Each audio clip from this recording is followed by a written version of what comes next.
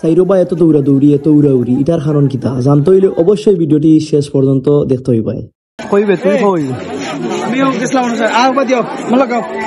মৌলভীবাজার থেকে কমলগঞ্জ মাধবপুর বন্ধু খালেদ লইয়া গেছেন আমরা রাসমেলা দেখাত। এই রাসমেলা সম্পর্কে ভালোই এক্সপিরিয়েন্স আছে বন্ধু খালেদর, তাই রাসমেলাত গিয়া ঘুরতে কোনো ধরনের অসুবিধা হয়েছে না আমরা। আসলে বিশাল জায়গা লইয়া এই মেলা এটা খাফর তাকি লইয়া বিভিন্ন ধরনের পণ্য এই মেলা তুলছে যা আমি কইয়া শেষ করতাম পারতাম না। আমরা মৌলভীবাজারের অন্যতম বড় মেলা হিসাবে ইটারে দরিয়া নেওয়া যায়। আসলে বাংলাদেশের বিভিন্ন স্থান থাকি রাসমেলা দেখার লাগি কেন মানুষ আইন, প্রাচীন ঐতিহ্য থাকি দরিয়া এখন পর্যন্ত এই মেলা এটা জীবন্ত আছে। যাই হোক ঘুরি ঘুরি অনেক কিছুই দেখলাম এই মেলার মাঝে। মেলার পাশাপাশি আসলে ধর্মীয় কিছু অনুষ্ঠান আছে যেখানে তারা নাচ গান আনন্দ উল্লাস করে। আসলে এই মেলা যারা আইছেন অবশ্যই এই মেলা সম্পর্কে তার অভিজ্ঞতা আছে, আমি নতুন করে হওয়ার মতো কিছু নাই। মেলাত ঘুরতে ঘুরতে হয়ে গেল আমরা যাওয়ার সময়।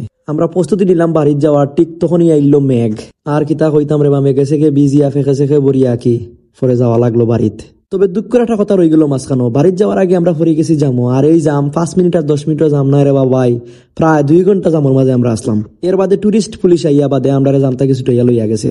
আমরা নাই রে বাবাই হাজার হাজার মানুষ জামর মাঝে ফরিয়া চিল্লা চিল্লি করছেন। যাই হোক আমরার মতো খেখে জামর মাঝে আটটি গেছলা, অবশ্যই কমেন্ট করি জানাইবা। সব ভালো থাকবা, আল্লাহ হাফেজ, ধন্যবাদ।